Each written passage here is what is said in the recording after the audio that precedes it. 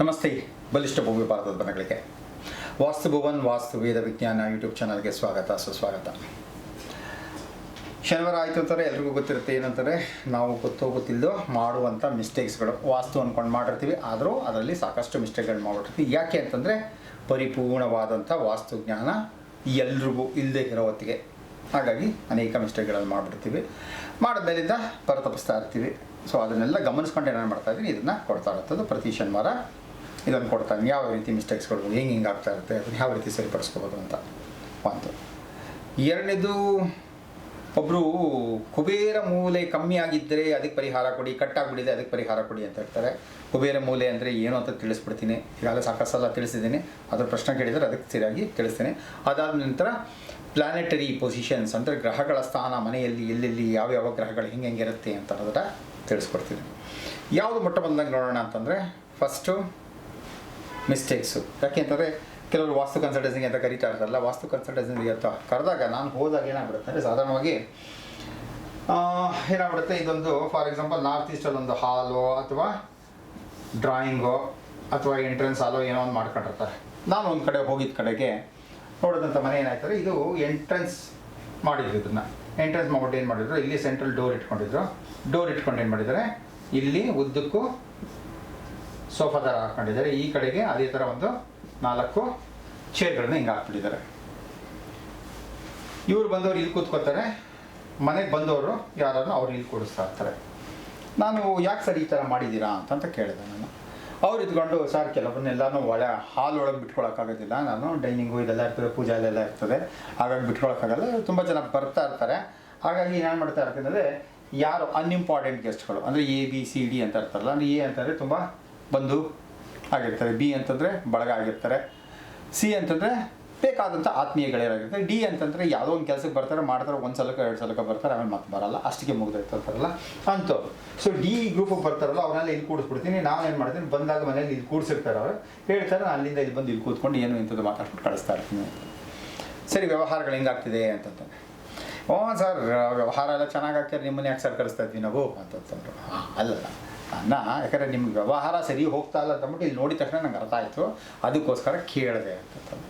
ಇಲ್ಲ, ವ್ಯವಹಾರಗಳು ಯಾವುದು ಸರಿ ಹೋಗ್ತಿಲ್ಲ, ಭಾಳ ಪ್ರಾಬ್ಲಮ್ ಆಗ್ತಾಯಿದೆ ನನಗೆ, ಯಾಕೆ ಏನು ಅಂತಂತಾರೆ. ಸರಿ, ಬೇರೆ ಎಲ್ಲ ನೋಡಿದ್ದೆ, ಬಟ್ ನನಗೆ ವಿಶೇಷವಾಗಿ ಕಂಡಂಥದ್ದು ಇಲ್ಲಿ ಏನಂತಾರೆ, ನಾರ್ತ್ ಈಸ್ಟಲ್ಲಿ ಅಂತ ಮಾಡ್ಕೊಂಡು ಯಾರು ಈಗ ಸೆಂಟ್ರಲ್ ಡೋರ್ ಇಟ್ಕೊಂಡಾಗ ಈ ಕಡೆ ಮಾಡ್ಕೊಂಡಿರ್ತಾರೆ.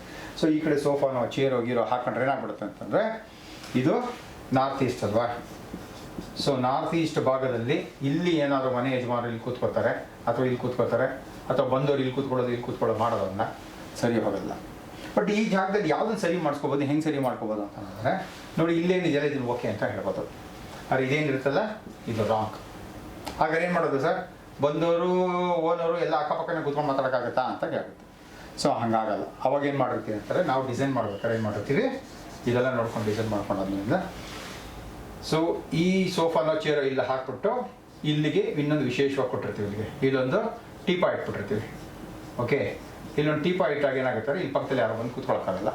ಸೊ ಇಲ್ಲಿ ಮನೆ ಯಜಮಾನರು ಕೂತ್ಕೊಳ್ಳೋದಕ್ಕೆ ಅಂತ ಕೂಡ ಸ್ಥಳಾವಕಾಶ ಮಾಡಿಕೊಟ್ಟಿರ್ತೀವಿ, ಬೇರೆಯವ್ರು ಬಂದರೆ ಇಲ್ಲಿ ಕೂತ್ಕೊಳ್ಳಿ ಅಂತ. ಸೊ ಇವರು ಉತ್ತರವನ್ನು ನೋಡ್ತಾ ಇರ್ತಾರೆ, ಮನೆ ಯಜಮಾನರು ಪೂರ್ವವನ್ನು ನೋಡ್ತಾ ಕೂತ್ಕೊಳ್ತಾರೆ. ಕೂತ್ಕೊಂಡಾಗ ಇವರು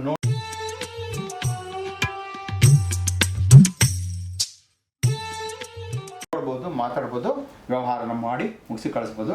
ಈ ಭಾಗದಲ್ಲಿ ಎಷ್ಟು ಖಾಲಿ ಬಿಟ್ಟಿರ್ತೀರೋ ಅಷ್ಟು ನಮಗೆ ಪಾಸಿಟಿವ್ ಎನರ್ಜಿ ಬರ್ತಾ ಇರುತ್ತೆ, ನಮ್ಮಲ್ಲಿ ಪಾಸಿಟಿವಿಟಿ ತರ್ತಾ ಇರುತ್ತೆ. ನಾವು ಪಾಸಿಟಿವ್ ಆದಾಗ ಏನು ಮಾಡ್ತೀವಿ ಅಂದರೆ ಪಾಸಿಟಿವ್ ಆಗಿ ಟಾಕ್ ಮಾಡ್ತೀವಿ, ಪಾಸಿಟಿವ್ ಆಗಿ ಕೆಲಸ ಮಾಡ್ತೀವಿ ಅಲ್ವಾ. ಸೊ ಇದು ವಾಸ್ತುವಲ್ಲಿ ಆಗ್ತಾರಂಥ ಮಿಸ್ಟೇಕ್ಗಳಲ್ಲಿ ಇದು ಒಂದು ಮಿಸ್ಟೇಕ್ಸು. ರೀಸೆಂಟಾಗಿ ಹೋದಾಗ ಒಂದು ಮನೇಲಿ ಹೀಗೆ ನೋಡಿ ಅವ್ರಿಗೆ ಪರಿಹಾರ ಹೇಳಿ ಬಂದರೆ ಮತ್ತೆ ಬೇರೆ ಡ್ರಾಯಿಂಗ್ಸ್ ಎಲ್ಲ ತಂದಿದ್ದೀವಿ, ಇನ್ನೇನೇನು ಕೊಡಬೇಕು ಕೊಡ್ತೀವಿ ಅದನ್ನು, ರೈಟ್. ಮತ್ತೊಂದು ಏನಂತಂದರೆ, ಯಾರು ಕೇಳ್ತಾ ಇದಾರಲ್ಲ, ಕುಬೇರ ಮೂಲೆ ಕಟ್ಟಾಗ್ಬಿಟ್ಟಿದೆ ಗುರುಗಳೇ, ಅದಕ್ಕೆ ಏನಾದ್ರು ಪರಿಹಾರ ಕೊಡಿ ಅಂತ. ನೋಡಿ, ಕುಬೇರ ಮೂಲೆ ಅನ್ನೋಂಥದ್ದು ಇಲ್ಲ. 10 ವರ್ಷಕ್ಕೆ ಮುಂಚೆ ಕೇಳಿದಾಗ ನಾನು ಇದನ್ನೇ ಹೇಳ್ತಾ ಇದ್ದೆ. ಯಾಕಂದರೆ ನನಗೂ ಎಲ್ರಿಗೂ ಗೊತ್ತಿರೋಷ್ಟೇ ವಾಸ್ತು ಗೊತ್ತಿತ್ತು. ಒಬ್ಬ ಆರ್ಕಿಟೆಕ್ಟಾಗಿ ಎಷ್ಟು ತಿಳ್ಕೊಬೇಕಾಯ್ತು ಬೇಸಿಕ್ ತಿಳ್ಕೊಂಡಿದ್ದೆ. ಬಟ್ ಅವಾಗ ನಮಗೆ ಯಾರು ತಿಳಿಸಿದ್ರು, ಅವರು ಕೂಡ ಏನು ಮಾಡ್ಬಿಟ್ಟಿದ್ರು, ಈ ಸೌತ್ ವೆಸ್ಟನ್ನು ಕುಬೇರ ಅಂತ ಕರೀತಾ ಇದ್ರು. ಸೌತ್ ವೆಸ್ಟ್ ಕುಬೇರ ಮೂಲೆ ಅಂತ ಕರೀತಾರೆ. ಇಲ್ಲ, ಕುಬೇರ ಮೂಲೆ ಸೌತ್ ವೆಸ್ಟ್ ಅಲ್ಲ, ಎಕ್ಸಾಕ್ಟ್ ನಾರ್ತ್ ಏನಿರ್ತದಲ್ಲ ಇದು ಕುಬೇರನ ದಿಕ್ಕು. ಇದು ಕಟ್ಟಾಗಿದೆ ಅಂತಂದರೆ ನೋಡಿ ಹಿಂಗೆ ಹೋಗ್ಬಿಟ್ಟಿರ್ಬೇಕಿದು. ನೀವು ಸರಿಗೆ ಯಾರು ಪ್ರಶ್ನೆನ ಕೇಳ್ತಾ ಇದ್ದೀರೋ ತಿಳ್ಕೊಳ್ಳಿ, ನನಗೆ ಇದೇನಾ ಅಥವಾ ಇದಾ ತಿಳಿಸಿದ್ರೆ ಅದಕ್ಕೇನು ಬೇಕು ಪರಿಹಾರ ಅನ್ನೋದನ್ನು ನಾನು ಮುಂದಿನ ಎಪಿಸೋಡಲ್ಲಿ ಕೊಡ್ತೀನಿ. ನೋಡಿ, ಇದು ನೀವೇನಾದ್ರು ಈ ಸೌತ್ ವೆಸ್ಟನ್ನೇ, ಈ ನೈಋತ್ಯ ಮೂಲೆಯನ್ನೇ, ಓಕೆ, ನೈಋತ್ಯ ಮೂಲೆಯೇ ಇದೇ ಏನಾದ್ರು ಹಿಂಗೆ ಕಟ್ಟಾಗ್ಬಿಟ್ಟಿದೆ ಅಂತಂದರೆ ಇದಕ್ಕೆ ಬೇರೆಯೇ ಪರಿಹಾರ ಇರುತ್ತೆ. ಈಗ ನಾನೇನೋ ಪರಿಹಾರ ಕೊಡೋಕ್ಕೆ ಹೋಗಿ ಇದಕ್ಕೂ ಸರಿ ಹೋಗಲ್ಲ, ಇದಕ್ಕೂ ಸರಿ ಹೋಗಲ್ಲ. So proper diagnosis is half cured ಅಂತ. ಅಂದರೆ ನಮಗೇನು ಸಮಸ್ಯೆಗಳಿರ್ತದೆ ಆ ಸಮಸ್ಯೆಗಳನ್ನು ಸರಿಯಾಗಿ ನಾವು ಅರ್ಥ ಮಾಡ್ಕೊಂಬಿಟ್ರೆ ಅರ್ಧ ಸಮಸ್ಯೆನ ಪರಿಹಾರ ಮಾಡ್ದಂಗೆ ಅಲ್ವಾ. ಸೊ ಹಾಗಾಗಿ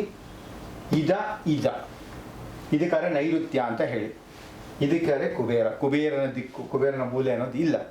ಓಕೆ, ನೈಋತ್ಯ ಮೂಲೆ ಇದೆ, ವಾಯುಮೂಲೆ ಇದೆ, ಈಶಾನ್ಯ ಮೂಲೆ ಇದೆ, ಹಾಗೆ ನಮಗೆ ಆಗ್ನೇಯ ಮೂಲೆ ಇದೆ. ಅದ್ರ ಬೇರೆ ಇನ್ಯಾವುದು ಮೂಲೆಗಳಿಲ್ಲ. ಇದೆಲ್ಲ ನೋಡೋಕೆ ಇದು ಕುಬೇರನ ದಿಕ್ಕು, ಇದು ನೈಋತ್ಯ. ಸೊ ಯಾರು ಪ್ರಶ್ನೆ ಕೇಳಿದ್ರೋ ಇದನ್ನು ಸರಿಯಾಗಿ ತಿಳ್ಕೊಂಡು ನೀವು ಸರಿ ಕೇಳಿದ್ರೆ, ಹೌದು ಹೇಳಿದಂಗೆ ನೈಋತ್ಯದಲ್ಲಿ ಪ್ರಾಬ್ಲಮ್ ಇದೆ ಅಂತಂದರೆ ಅದಕ್ಕೇನು ಕೊಡಬೇಕು ಅದು ಪರಿಹಾರವನ್ನು ನಾನು ಸೂಚಿಸ್ತೀನಿ. Okay, right. Next, planetary positions in the house.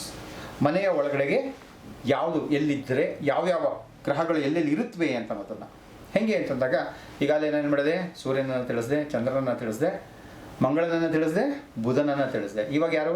Guru. So ಗುರು ಎಲ್ಲಿರ್ತಾನೆ ಅಂತಾರೆ ವಾಸ್ತು ಪ್ರಕಾರ ಅಂತ ನೋಡಿದಾಗ, ಗುರು ಎಲ್ಲಿರ್ತಾನೋ ಅಲ್ಲಿ ಚೆನ್ನಾಗಿ ಹಣಕಾಸು ಚೆನ್ನಾಗಿರುತ್ತೆ. ಓಕೆ, ಹಾಗಾಗಿ ನೀವು ಮನೆಯ ಯಾವ ಭಾಗದಲ್ಲಿ ಹಣವನ್ನು ಇಡ್ತೀರೋ, ಒಡವೆಗಳನ್ನು ಇಡ್ತೀರೋ ಆ ಭಾಗದಲ್ಲಿ ಗುರು ಇರ್ತಾನೆ ಅಂತಂದ್ಬಿಟ್ಟು ನೀವು ಮನೆಯಲ್ಲಿ ಇಲ್ಲಿ ಬೇಕಾದ್ರೂ ಇಟ್ಕೋಬೋದು, ಇಲ್ಲಿ ಬೇಕಾದ್ರೂ ಇಟ್ಕೋಬೋದು, ಇಲ್ಲಿ ಬೇಕಾದ್ರೂ ಇಟ್ಕೋಬೋದು, ಇಲ್ಲಿ ಬೇಕಾದ್ರೂ ಇಟ್ಕೋಬೋದು. ಎಲ್ಲಿ ಇಟ್ಕೋತೀರೋ ಅಲ್ಲಿ ಗುರುವಿನ ಸ್ಥಾನ ಇದ್ದೇ ಇರುತ್ತೆ ಅಂತ. ಹಾಗಾದರೆ ವಾಸ್ತುವಿನ ಪ್ರಕಾರ ಯಾವ ಭಾಗದಲ್ಲಿ ಇಟ್ಟರೆ ಚೆನ್ನಾಗಿರುತ್ತೆ ಗುರುಗಳೇ ಅಂತ ನೀವು ಕೇಳಿದಾಗ ಖಂಡಿತವಲ್ಲ ನಾನು ಹೇಳುವಂಥದ್ದು ಒಂದು ನೈಋತ್ಯ, ಎರಡನೇದು ಕುಬೇರ ಉತ್ತರ ದಿಕ್ಕಲ್ಲಿ ಈ ಭಾಗದಲ್ಲಿ ಇಡಬಹುದು, ಒಂದು ನೈಋತ್ಯ ಭಾಗದಲ್ಲಿ ಇಡಬಹುದು, ಎರಡನೇದು ಕುಬೇರ ದಿಕ್ಕಲ್ಲಿ ಇಡಬಹುದು, ಮೂರನೇದಲ್ಲಿ ಅಂತಾರೆ ಅಗ್ನಿ, ಇಲ್ಲೂ ಕೂಡ ಇಡಬಹುದು, ನಾಲ್ಕನೇದಲ್ಲಿ ಅಂತಾರೆ ವರುಣ ಬರುವಂಥದ್ದು ಎಕ್ಸಾಕ್ಟ್ ಬೆಸ್ಟು, ಅಲ್ಲೂ ಕೂಡ ನೀವು ಹಣವನ್ನು ಇಡಬಹುದು. ಇಡೋದ್ರಿಂದ ಗುರುವಿನ ಕೃಪಾ ಕಟಾಕ್ಷ ಹೆಚ್ಚೆಚ್ಚಾಗ್ತಾ ಹೋಗ್ತಾ ಇರುತ್ತೆ. ಓಕೆ, ಭಗವಂತ ಎಲ್ರಿಗೂ ಕೂಡ ಆಯುಷು, ಆರೋಗ್ಯ, ಉಲ್ಲಾಸ, ಉತ್ಸಾಹವನ್ನು ಅಷ್ಟೈಶ್ವರ್ಯಗಳ ಜೊತೆ ಕೊಡಲಿ ಅಂತ ಕೇಳ್ಕೊಳ್ತಾ ನಮಸ್ತೆ, ಜೈ ಹಿಂದ್.